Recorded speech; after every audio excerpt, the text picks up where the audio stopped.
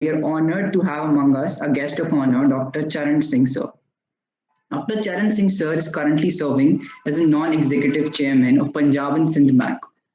He was full-time visiting faculty and former RBI chair professor from 2012 to 2016 at the Indian Institute of Management, Bangalore, where he taught comparative monetary policy and policy issue in Indian economy. Earlier, he was a senior economist at the Independent Evaluation Office of the International Monetary Fund, Washington, D.C. from 2009 to 2012 and Research Director, Department Economic Policy Debt Management at the Reserve Bank of India. Dr. Singh earned his doctorate in economics from the University of New South Wales, Sydney, Australia. He also writes articles for daily newspapers like The Hindu, Indian Express, Hindustan Times, and for economic paper like Economic Times, Business Standard, Business Nine, and Money Control, to name a few. He has an edited book on debt management to his credit. He won the Devang Mehta National Education Award for the Best Professor in Economics in 2015 and also won the Rashtriya Gaurav Award in 2015 from the India International Friendship Society. Sir has achieved so much that this list of accolades never end. Now I would like to call and invite the faculty advisor of Finance and Investment Cell, Ms. Saroj Joshi, to welcome everyone. Thank you, Akshat. Good evening, everyone. I, Saroj Joshi, on behalf of Finance and Investment Cell, welcome you all for today's session. And it is our great pleasure to have Dr. Charan Singh amongst us as our speaker of the day. Thank you so much, sir, for spending your valuable time for SRCC. And the budget 2021 is just around the corner, and this is going to be the first budget after the pandemic has hit us.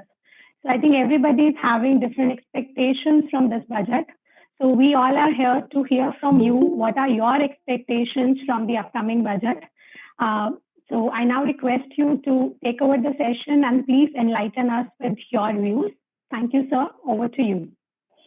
Thank you so much, Vishal and Madam, to you to have me over in this event of yours. And on this date when the budget is on the anvil and to be presented in less than 48 hours. So I'm really thankful to all of you to have me over. Now, you are all of you are from Shri Ram College of Commerce, and you are from the elitist of the elitist institution. It's a privilege and honor to be studying in that college. It's really one of the best colleges our country has. So I'm so thrilled to be amongst all of you. In whatever little way that I can contribute in building you, in strengthening you, I will always deem it as my privilege, so that I know you are the future leaders as economists and commerce. So I'm very, very proud to be here with you and contributing and sharing some thoughts with you on this important economic event. Now, because you are economists and you are being trained to be one, I'll just share some of my thoughts with you, which probably you would never hear on the TV stations and the newspapers. Actually, if I had to ask you one question, what is the objective of macroeconomics? Am I correct in believing that most of you are studying economics? Right? Would that be a correct assumption? Yes, sir. Most of you, somewhere or the other, even if you're doing your commerce, you would be reading economics, and you are familiar with the term called macroeconomics. Am I right? Okay. So now, if I ask you this question, what is the objective of macroeconomics? So you will tell me it is basically growth. Am I right? So when we talk of growth, what type of growth do we really need? Do we need a growth which is in 1 year 10% and the next year 4%? Or do we talk of growth which is more steady. It is 8%, sometimes 8.5, sometimes 7.5. Because some volatility is always there. In your own moods, there are swings. In your family, you must have seen, someday you're very happy, other days you're not very happy. The family is happy, the family is not happy. So there are swings which take place, so in the economy. So sometimes if you are averaging 8% growth, there's every possibility that sometimes it will be 8.5, at other times 7.5, and you will average 8% growth. You can also achieve a 8% growth by sometimes having 12% growth and sometimes having 4% growth. And then you can still achieve a 12% growth. But it's very, very volatile, can lead to lots of unemployment and lots of dislocation in the economy. So maybe that's not the right way. So the economist will tell you that the aim, the objective, the purpose of macroeconomics is to attain sustainable growth or to attain steady growth. So you want to grow more evenly. In that sense, you want to chop off the outliers and you want to even the band and say between 7.5 to 8.5 is okay, but I want to average 8%, right? To achieve this 8% growth or whatever is the objective that you want to set for your country, now what will happen? You need some tools. What are the tools you need? First, let's think, what are the resources that you have? You have labor in your country, and to produce output, you need capital. So the labor and capital comes together and then they produce the output. I'll give you a classic example. In 1987, I was already with the Reserve Bank of India and I went to study in Trivandrum. Over there is one professor, and you know that in Trivandrum in Kerala, the communists are there in large numbers. That time they were in the ruling party. They told me we have, listen this carefully, we have 1 lakh hands. 1 lakh hands every day for 1 year. How do we use them to produce output? So now if you have 1 lakh hands, that means you have 50,000 people volunteering for 1 year to give you their labor. How do we enhance growth? Now we thought over it and we said, though you are offering us 1 lakh hands, we cannot use them because I cannot use 1 lakh hands without supporting capital. I need trucks to move people from one place to other. Even if they have to do mundane things like widening the road, I need spades and axes. I can't afford them. Because what you are offering me is simply 1 lakh hands, no other thing. And therefore, we can't do anything. So we had to refuse that offer. So the point I'm making is, to increase output, you need 2 things, labor and capital. Now, if you have to ensure steady growth in the economy, and that's the objective of macroeconomics, then what do? You need labor and capital. And now what? You have to ensure they are optimally utilized. And how do I ensure they are optimally utilized? For the capital, you will have interest rate. Interest rate decides how will you fix the priority and what will be spent where. So the interest rate is fixed by the monetary authority of the country, which is the Reserve Bank of India. Now the question is, when did Reserve Bank of India come into existence? 1935, April 1. How about Bank of England? How about Fed Reserve? How about other central banks? So most of the central banks have come into existence after 1900, 1901, 1902. Even Fed Reserve came into existence 1930, 1940. Bank of England had come into existence much earlier, 1696. Bank had come into existence still earlier, 1656. That was the first central bank. Bank of England was the second one. By 1900, only 12 central banks were operating in the world. Fed Reserve came up later.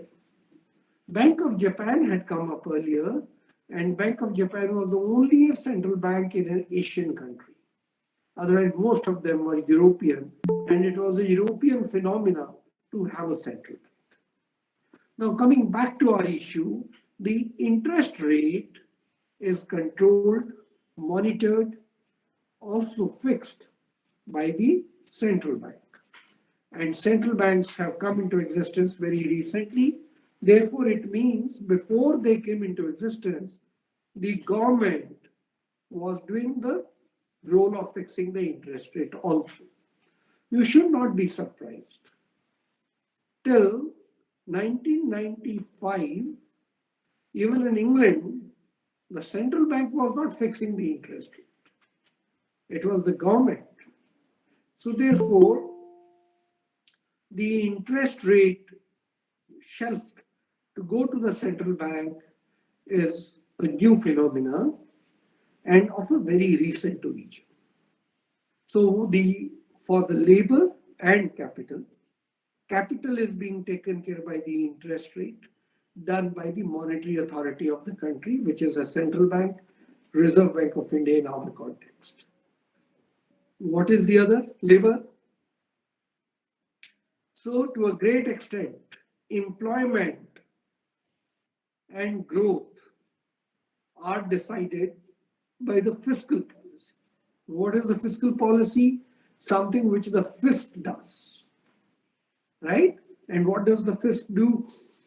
Under the fiscal policy, it taxes you. These are the elected representatives.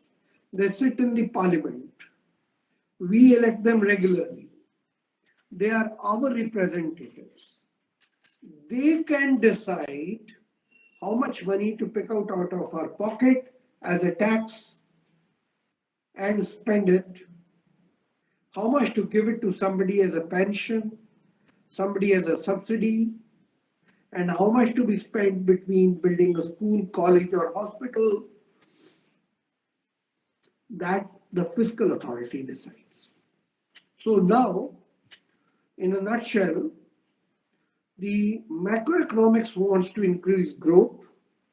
To increase growth, you need labor and capital. Monetary policy takes care of the capital part by fixing the interest rate, regulating the financial markets, taking care of the commercial banks, and the fiscal policy takes care of taxes and expenditure, and far more related to labor. The Reserve Bank more related to capital. It is not that what the Reserve Bank does by moving the interest rate, the labor does not get impacted. It does, because decisions by the labor to save or to invest depend on the interest rate. It's not that the taxes and expenditure imposed by the government do not have an impact on the interest rate. You are students of economics and commerce, you would have heard the term called crowding out. If the government borrows large amounts of money from the market,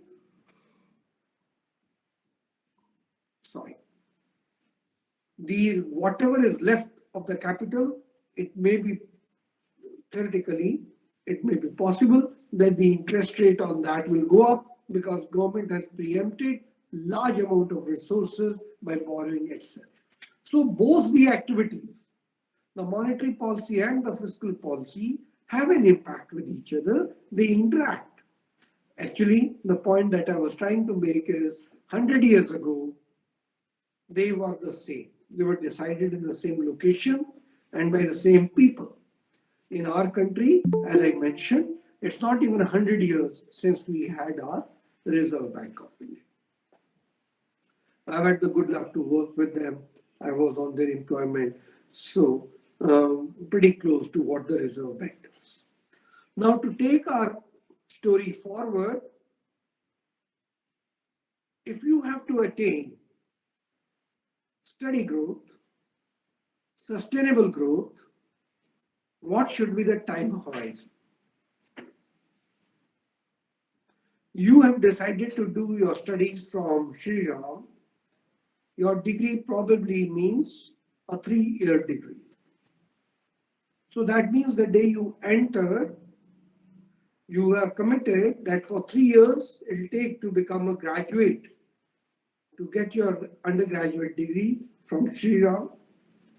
But to join Shri Ram, you would have probably started dreaming of it when you were in standard 8 or 9 or 10. So that means you have a time frame in mind.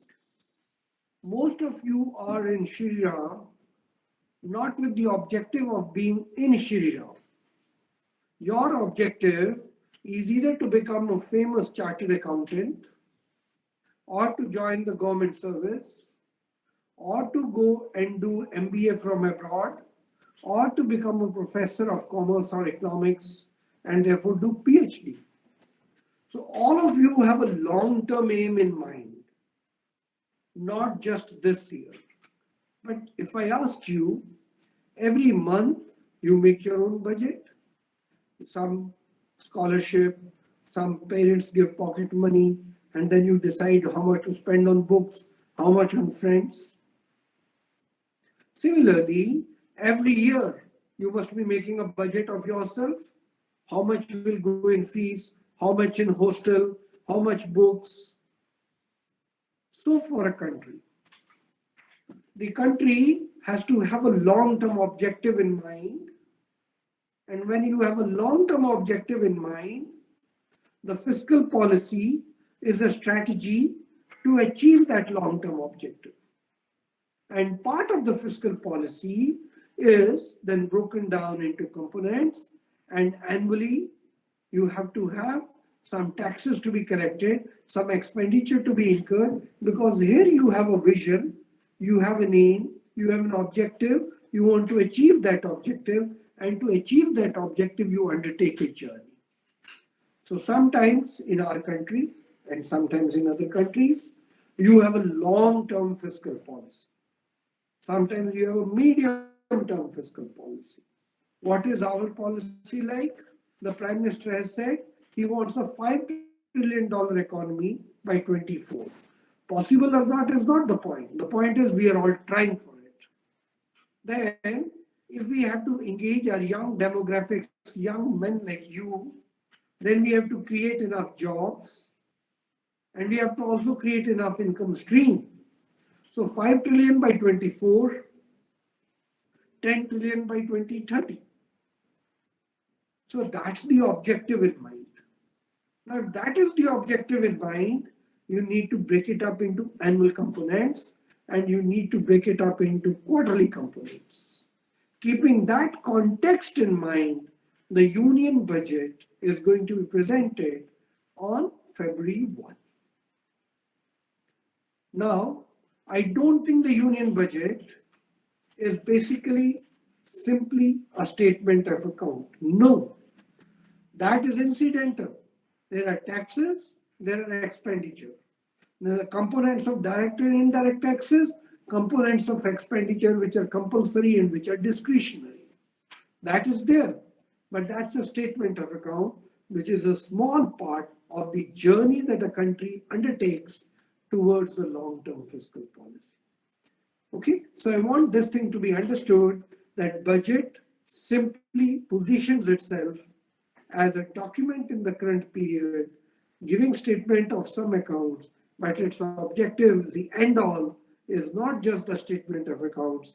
It is a long-term objective, and this budget is just one wheel in the cog, or one little thing in the cog, in the long-term journey of the country, which is chasing a fiscal policy or has a dream, whatever be the dream, in our case, $5 trillion or a $10 trillion economy. What is our long-term objective? Our long-term objective is to regain the glory that India had, being the richest country on the planet for 3,000 years. That's our long-term objective. Now, how do we achieve that long-term objective? In trying to achieve that long-term objective, we will have to cross 5 trillion, we'll have to cross 10 trillion, then we'll have to cross China, which is right now around 14 trillion, then we'll have to cross America, which is right now 20 trillion. While we'll be on a journey, China will also be on its journey. Japan will also be on its journey. Maybe Germany and France will also be on that journey. England may be on that journey because everybody wants to overtake America, right? So here's the perspective that I'm trying to give you, that a fiscal policy, a budget has to be seen in continuum and just not an episode once for all. Having said this now, let's look forward. What is happening so that we are able to engage our labor and capital effectively, COVID or no COVID, and we'll talk about it in a minute, so that we can use our resources effectively to achieve a $5 trillion economy by 2024. Large task, a challenging task, but that is how it should be. Tasks should always be challenging, and then you rise to the occasion, and there should be ambitious targets set for you. So today, the economic survey was released. And what do you see in the economic survey? They speak about most of it. I'm sure you have read the newspapers, you must have seen the presentation, and the live media has been talking a lot about it. If you want to optimize your growth, you need healthy banks, healthy non-banks, healthy financial and monetary institutions, and you need healthy people. While healthy bank, there is a chapter in the economic survey which says, should you really be regulating them the way you regulate them? Should we look up their asset quality review? Should we recapitalize them? If we recapitalize them, what is the way? All that has been discussed in the economic survey, looking at the capital part. How about the labor part? The chapters on health. What is the expenditure on private health? Expenditure on public health? Are they matching? Should we change a little bit? Should we encourage more public health expenditure so that the private money is utilized for far more productive capacity and productive activities? While if health is in a public domain, in public hospitals, then cost would be too low and people would concentrate more on productivity rather than taking care of their health. So that is the chapter which has been included. Now the labor, if it has to be productive, if it has to compete with the Germans or people like you, smart kids in subjects like commerce and economics, and you have to compete with the best minds at Harvard or Williams College, you have to be invested in. So what am I trying to say? Education is one part of making the labor force effective. Health is other part. Health and education put together make a person who's a viable, healthy, productive worker. And this economic survey today has focused a lot on health issues. So they have spoken about health of individuals. They have spoken about medical health of other individuals. So the point that I'm trying to make is, on one hand, we have labor and capital. The economic survey is talking of labor and also talking of capital. When it says it needs to recapitalize the banks, it's talking of the healthy financial institutions. With this introduction that I have now offered you, let's look at what is the ailment and how can we fix it. So according to me, the ailment is that the COVID has happened, and because of COVID, there's a lockdown, and because of lockdown, growth is not taking place, and the resumption of growth is going to take some time because migrant laborers have gone back to their native places. How much of machine learning, artificial intelligence can I use? given the context of the country, the richness and the affordability of these high-tech things and tools. Digital world has really happened because of the COVID. Nobody wanted to go to the bank branch and deal with cash. People were scared. So digital footprint is very large after the COVID thing. On the labor, health issues are being taken care. Vaccine is being rolled out. I think it goes to the credit of the Indian private sector that they have rolled out a vaccine in such short notice, amongst the fastest in the world, not acknowledged, but they are delivering. So what is happening here? Health part is taken care, physical health part. How about the mental health? People who have gone back as migrant laborers, large families staying in small huts tied together. Obviously, the tension, anxiety is increasing, and maybe some domestic violence is increasing. And domestic violence need not be just following the gender standard stereotype. This time, the domestic violence could increase and result in vulnerable, unemployed, elderly parents getting roughed up, or young children becoming the victim of frustration of the elders in the family. The women have suffered. When most of the jobs have been given up, the first people who got the axe or the pink slip were basically the women. And therefore, unemployment or underemployment amongst the women would be very large. Youth and young people, youth ready to join the employment and workforce had to stop. Young children going to schools and colleges inculcating habits like team spirit, patience, tolerance, gone. They were all studying and reading from home. So here is capital, money. Here is humans, labor, and there are challenges on both sides which we have to fix. Because of the lockdown, everything was curtailed, and there's going to be a cultural shift that is going to take place. Earlier, I used to work from home on some rare days when I'm unwell. Now, I need not go to office. I'm working from home on a regular long-term basis. Then the issue is, should I be staying near my workplace? Because if I need to work from home, it effectively means I can work from anywhere. So should I go to my native place and work from there? So the work culture will change. Keeping these things in mind, these ailments, the slowdown of the economy, the lockdown, uneven growth that can be expected, I had a few suggestions. What is my expectation from the budget? Basically, to keep the stone rolling, to enhance growth, to ensure that people are happy and capital is available so that they can take it into growth and productive purposes. That is the aim. Because of COVID, that's the ailment, that's the situation, and that's what I aim at. So here are a few suggestions that I was making in this context. Now, as you know, the state of the economy where we are in, we are an emerging market economy. In the emerging market economy, not the stock market, but banks play a prominent role. So our banks also play a prominent role.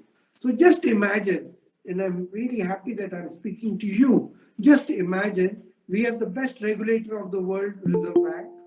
We also have a stock market regulator, SEBI. We regulate our commercial banks very well listed or not listed. But the last mile heavy duty work is done by non-banking finance companies, and those are in real disarray. If you look at the shadow banks, which are a close cousin of NBFCs, in America, they account for 50% of total financial assets. In India, they account for only 13% of total financial assets. So these NBFCs pick up money from the commercial banks and lend it to the last mile people who are very poor, who dare not come into the bank and bankers don't have time to really go and meet them. So I'm suggesting, keeping in mind this capital story, let's have an institution of national importance like we had for commercial banks 50 years ago when we nationalized them so that they could do well. We had the National Institute of Bank Management in Pune. For cooperative banks, we also had College of Agriculture Banking. So I'm suggesting now for NBFCs, we need to have a national level institution. The other thing that I'm suggesting is that in this current situation that we are, collecting taxes, GST may go up a little bit here and there, but collecting taxes is not going to be easy. And even if you want to collect them, because these are elastic, the economy is not doing well, you will not be able to gather enough money and you are going to run deficits. When you're going to run deficits, you will have to borrow extensively. Because if you don't borrow and spend, point is if you don't spend, the economy will sag. So you need to revive the economy, you need to keep the engines moving, and therefore you will have to borrow. When you borrow, where will you borrow from? Earlier you could borrow from banks, or you could borrow from people or from industry. But when everything is down, you may not be able to retain your trajectory of borrowing or enhanced borrowing. So I'm suggesting that firstly, do not worry of gross fiscal deficit target of 3% to GDP or debt GDP target of 60%. Nobody in the world is worried about it. Right now, we have to revive the economy and keep the engines moving. So don't worry about that part. Rating agencies understand it. Most of the countries in the world have defaulted there. Even if we do not meet those targets, which have no scientific basis, nothing is going to get lost. One. Secondly, I'm suggesting separate debt from monetary management. Let the monetary management only handle the interest rates. The debt management will handle the borrowing pattern, the horizon of borrowing. You want a maximum maturity of 50 years or 75 years. It depends on the cost, and optimizing the cost of borrowing. So what I'm suggesting is separate debt from monetary management, and debt management should in itself be a focus area. Now, when the economy is down and under, and you want to rev the engines again, housing sector is a great rescue. Single house accounts for 275 industries. That means it has forward and backward linkages with 275 industries. So you want to kickstart the economy, catch hold of the housing sector. Now, whose housing should you do? Here are three schemes that I'm suggesting. One is, we have houses in India where the elderly parents are staying, and they're not less, there are 11 crore elderly people in the country above 60 years, where elderly people are staying and children are abroad or in a place like Bombay or Bangalore, and you're staying alone. Why can't the banks provide you reverse mortgage? Reverse mortgage is going to pump in purchasing power in the hands of the elderly. Elderly are generally more responsible financially to spend money. So you pump in money in their hands through reverse mortgage, and they pump in money into the economy. One thing. Secondly, many locked houses are lying in the country. These are second and third investment by people. Why not monetize the stock and make them enter the rental market? So you could, why are these people not renting it? Because they do not know whom to go and rent to. They feel that if we rent it, that man may not vacate the house.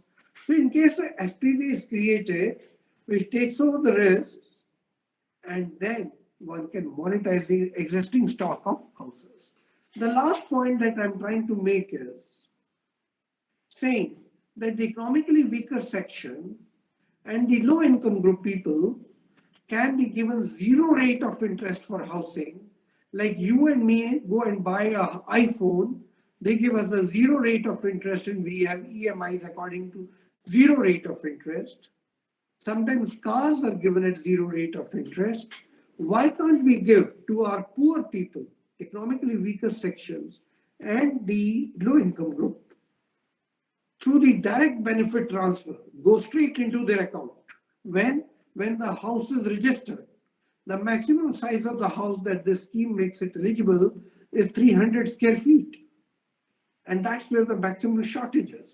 So once you kickstart the economy once you kickstart the housing sector, 275 industries which have forward backward linkages will start moving along with it. Now, when the country is passing through the situation that you have seen, the farm bills have been passed by the parliament by a majority. The bills, that's the job of the parliament to come out with rules and regulations and acts. They have done that. The Supreme Court's job is to interpret them. Fine. There could be a dispute which can emerge. Some segment of the society may feel these laws are draconian, not meant for me. So therefore, I'm suggesting a dispute resolution commission so that the country doesn't come to a standstill. The country's institutions continue to the work they want to work, but in case any disputes happen, they can be brought to the Dispute Resolution Commission for sorting out. And it can be, the Dispute Resolution Commission can be a very well represented body. It may have 50 people, some politicians, some experts, some bureaucrats, whatever, but we need a Dispute Resolution Commission in our country for smooth moving of the economy. The last point I want to make before I break and stop is the issue that I think is important, and that is the Permanent Finance Commission or a permanent fiscal body. You have the Monetary Authority. To assist the Monetary Authority, you have a MPC, the committee, the Monetary Policy Committee, which has experts from outside the Reserve Bank.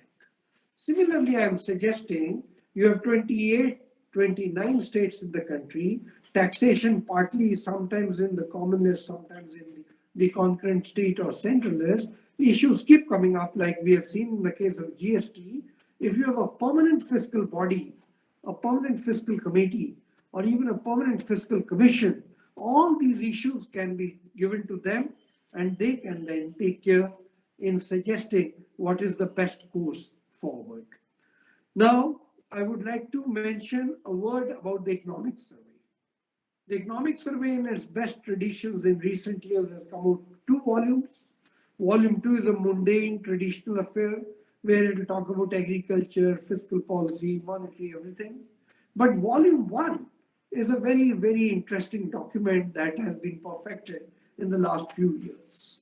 The chief economic advisor also made a presentation on the economic survey.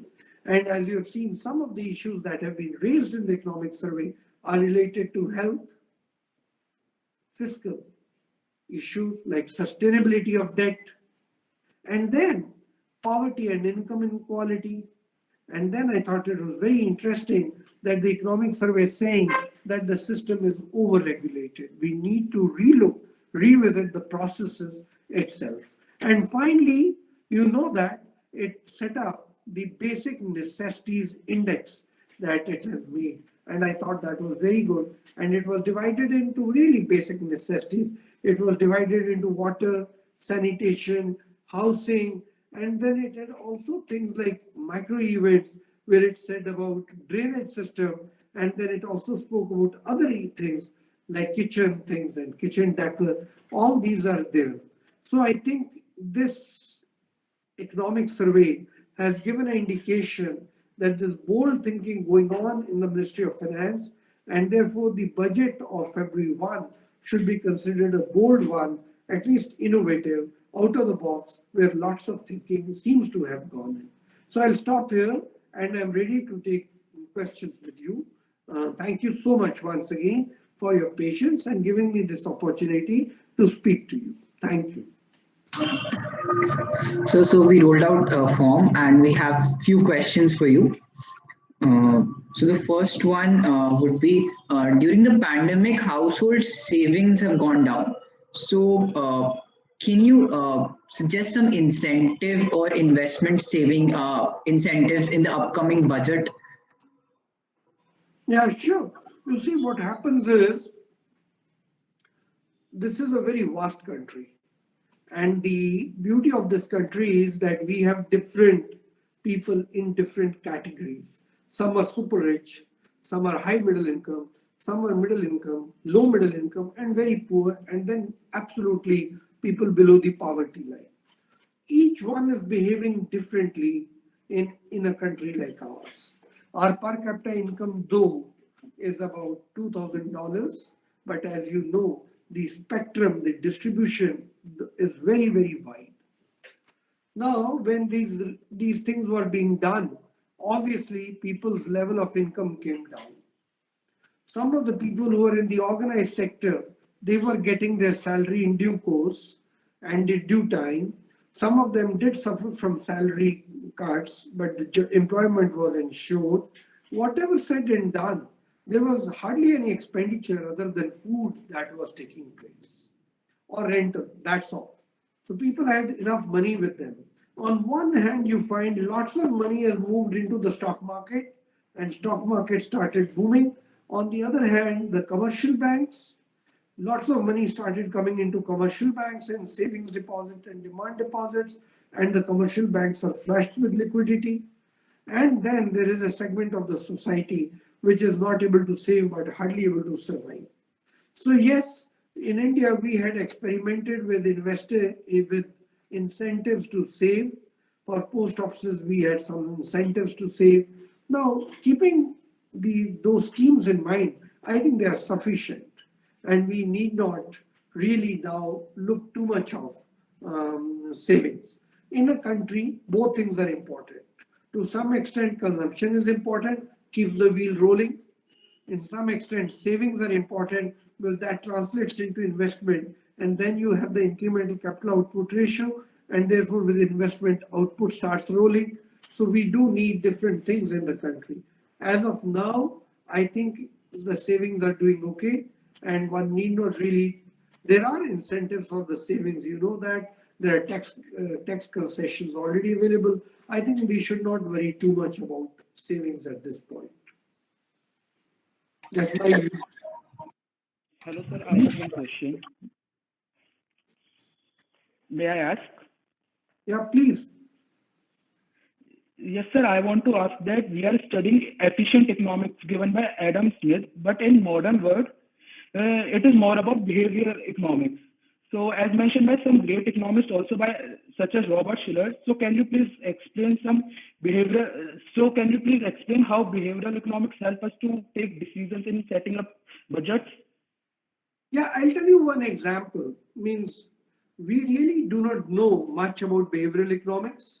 It is the new area of research and new area in which we are all moving into. But yes, it is a very potent area. Even David Lapson from Harvard had been working on how do you really look at, how do you take decisions and how do you look at future. Now, tomorrow is 10 years away from what I was thinking 10 years back. But tomorrow is just tomorrow, which is about 10 hours or 15 hours away from today, which is as good as today. So it's short term, medium, and long term all converge into tomorrow. I had been thinking for tomorrow for 10 years ago, then I was thinking about it 5 years ago, I was thinking about it 3 years ago, and now tomorrow has arrived. Tomorrow is a short term. So, how does your behavior change when you plan for something on January 31, 2021? 10 years back, 5 years back, 3 months back, and now just 24 hours later. So, what is this medium, long term, and short term? And David Lapson's research itself shows that what you think is the long term, maybe in the short run, which is tomorrow is now a short run, your decision will change, right? Similarly, when we are talking about behavioral economics, we are now facing lots of uncertainty. Let me give you one illustration. In 2008, when the Lehman Brothers happened, America went in for extensive easing and support to the American economy. It was assumed that by Americans giving checks to people and accommodating them, consumption will not collapse and the economy will come back to recovery in its normal state. You know what happened? And that is where most of the policies assumptions went wrong. People started saving. When people save, the whole story of revival of the economy suffered severely. Now, what will people do when they face intense uncertainty? Even in the context of our life tomorrow, day after, when the budget is going to be presented, we are amidst huge uncertainty. We have had one peak of COVID. We know that the vaccine is ready and getting rolled out. We also know that Indians have a better immune system, and many Indians have taken lots of things to strengthen their immune system. Maybe it is Kada or maybe other things. So we know all this. But the uncertainty whether there can be a second peak will change the behavior of people. If you give them tax incentives for something, it's not necessary that it will translate exactly into what you are telling them. So the budget is being made in very uncertain times. The behavioral aspects of the people is equally uncertain. How people behave in uncertain times is also uncertain. Therefore, the budget is being made on a very shaky foundation this year. And that is part of projections and planning and futuristic forecasting. But this time, you are right, the situation is very grim, and therefore the rock bottom on which the budgets used to be made earlier are a little shaky now. So they'll have to make a budget with lots of provisions of ifs and buts, with lots of assumptions, and how many of those assumptions will really translate out, we will have to see. Okay, sir, and Oh, I want some clarification on your suggestion. Like you mentioned that monetizing the stock of house will help us, but it is also monetizing great countries like such as Germany, but they are not helping them also. It is not so much regulated, and don't you think that it will lead a bubble like in 2008 that it may lead in short selling also? So look, just take an assumption that there are houses lying unoccupied in Noida, in Gurgaon, and these houses are just sitting idle. The owner of this house doesn't have money and doesn't have purchasing power. And the government, the railways, the banking institutions, they have lots of transferable jobs. So suppose I ask this owner, why are you not letting your house on rent? And he says, I am very scared because this man to whom I lend may not vacate it later. So I enter into a trade, into an agreement that you give me your house, I will put it on rent, I will collect the rent, and I will pay you back some amount of rent. At least your house will be open, air will be passing through it, the cleaning would be done regularly, and your fear of the house being taken away, I address it. So what happens now? This house will be available on rental value. I will get less rent than if I had gone to the market because the risk is now being taken care by someone else. People who are locked down may start liking, okay, I'm getting a house at such a low rent, let me take it. And whatever is the rent I get, I keep a margin and give it to the owner. He starts getting purchasing power in his hands and he starts spending. So to that extent, I've monetized the existing stock. So this is what I have in mind, basically looking at monetizing and let the money move Let it come out of the coffers and the lockers. Let the spending starts. Once the spending starts, then the economy starts reviving. Demand, demand always helps in reviving the economy. That was my thought. Okay, so the next question we came across a lot was the recent suggestions by RBI on a scale-based approach of regulating NBFCs. So can you give your views, like how can it benefit and was it a step in the right direction? I tell you, that's a great suggestion. And the RBI knows it all. There are 10,000 non-banking finance companies in the country. There are no standardized forms, regulations, rules for them. There are no standardized accounting practices. Though they are prescribed, they are not being followed. The Reserve Bank keeps a very, very strong regulatory supervisory eye on the commercial banks. In the introduction, somebody mentioned I'm the non-executive chairman of Punjab and Sindh Bank.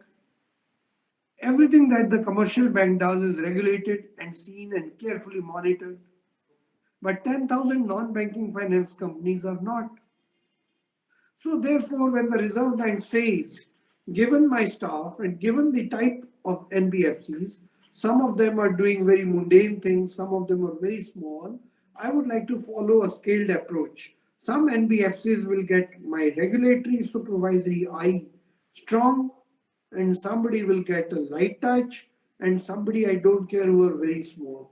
So I think this is in the right direction. What it will do, it will standardize the supervisory regulatory things, it will standardize the accounting pattern, it will bring credibility to the NBFCs. People who had lost doubt in NBFCs, they will come back and say, this NBFC is regulated, supervised by the RBI, this can't be bad.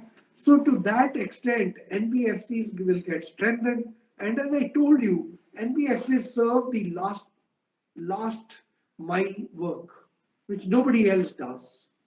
So we'll bring them back into form. So the last question would be relating to the OCAN network that is recently built on the Indian stack. Like you said, talked about a lot of last mile network. So do you think that OCAN network, if successfully implemented, would help India? And how do you think will such implementation take place? Just tell me what is this network?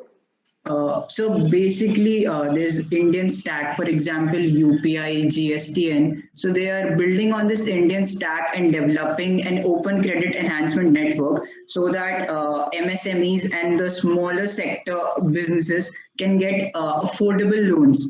Very right. Anything which is done transparently and bringing the borrower and the depositor together, but in a way where risk is taken, or a stock exchange job is done, which facilitates the availability of resources provided that no risk is there or there's no scope of cheating, I think that needs to be encouraged. Okay, sir. So a heartfelt thanks for joining us today. And now I would like to call Ms. Saroj Joshi to present the vote of thanks. Thank you, Akshat. Thank you so much, sir, for such a wonderful, insightful, and an informative session. It was lovely listening to your views. Thank you for being with us. Thank you. I would also like to thank the FIC team for organizing the session. Thanks to all the participants for being with us. It was lovely to have you all with us. Thank you so much. Good day and goodbye. Thank you very much for having me. Thank you. Thank you, sir.